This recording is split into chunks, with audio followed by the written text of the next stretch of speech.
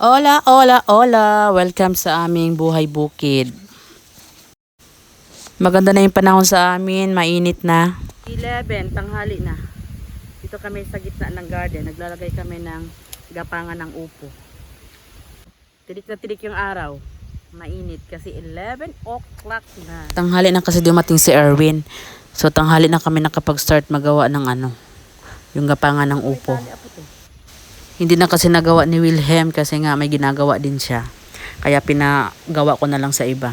Tanim siya puti ng gabi.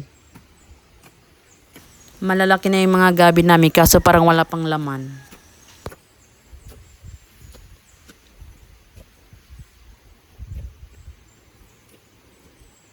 Yan yung ginagawang ni Erwin na bahay ng upo. Diyan kagapang yung upo.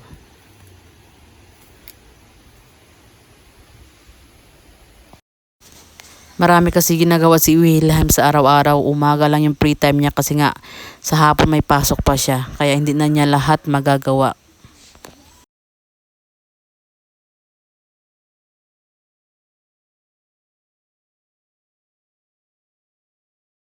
Kaya yung mga ko, talong. Oh, di ba? Malalaki na. Ang aking tanglad, yan. Ayan, makapal na. Papunta doon sa dulo. Yung mga itinanim ni Wilhelm ng mga gabi doon sa dulo, dito yan nanggagaling. Anak nitong mga gabi na to. Ayan. Ito yung mga anak niya. Mga saha. Ano ba to? Sprout. Ayan pa, may mga maliliit.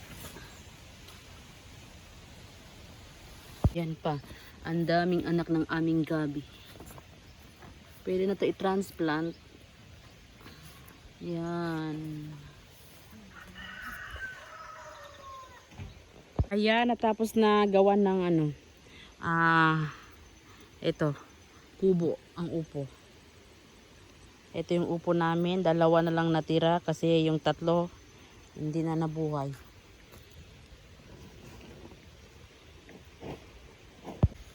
Uwi na kami. Tapos na kami gawa ng yun. Ay, kubo ng upo.